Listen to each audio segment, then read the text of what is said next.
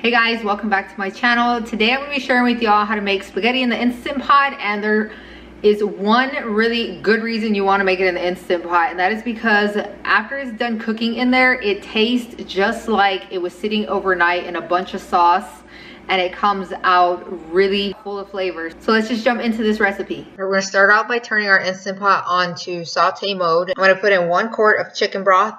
The other ingredients are going to be the spaghetti pasta as well as the sauce and the meatballs. Now I mixed up my own meatballs, but you could totally use your own from the store that are pre-made and frozen already. But I chose to make my own, so I am just shaping them using this cookie dough scooper and making my meatballs all the same size. And once this comes up to a simmer / boil, I begin to add my meatballs, and I don't want to add them before that because they'll stick together instead of staying separated if you put them in before the broth is boiling or simmering. You could also use water, it's up to you. I just chose to use broth because it adds a lot more flavor and tastes a lot better. And then we're going to add the pasta.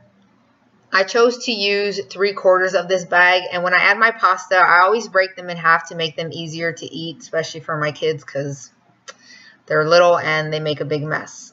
Just crack them in half, stuff them in there, and you don't have to worry about the pasta sticking together because there's so much moisture inside of the Instant Pot. It seems to cook them all. When I am done cooking, you'll kind of see it looks like some are stuck a little together, but when I stir them, they completely come apart and it's not an issue. I just kind of stir them to make sure they're a little lower. And you can add salt if you want to or not. I chose to add about 1/2 teaspoon of salt. And then I'm adding my sauce last and I'm putting it on top. And you don't want to stir this in because you'll get a burn signal. So I leave it on top and I don't stir it.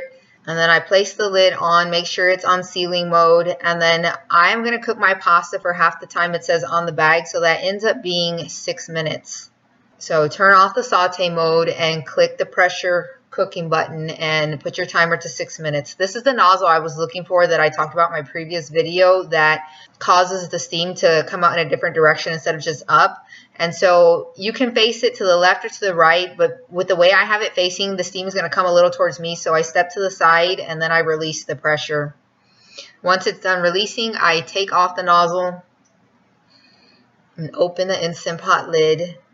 And my pasta is not completely cooked, and this is totally okay. I end up turning on the saute mode and cook the pasta for about 5 more minutes. And this helps to cook down some of the liquid that's in there and also make the sauce a lot thicker. And you can see when I'm stirring it here, all the pasta comes apart. It doesn't stick together. I have no issues with that. And I put the lid on just to prevent all the steam from coming up to my camera or anything, but it is open. The lid is not closed and is not on sealing mode. You want to make sure that the lid is like that. I also did it because I don't want the sauce to splash everywhere. And you want to make sure to stir it while you're boiling it, just because the sauce will stick to the bottom and it'll scorch. When it's done, this is how it looked. It came out nice and thick. And like I said earlier, the pasta tastes like it's been in the refrigerator overnight, sitting in a bunch of sauce, and it tastes amazing. And I'm gonna serve my spaghetti and meatballs.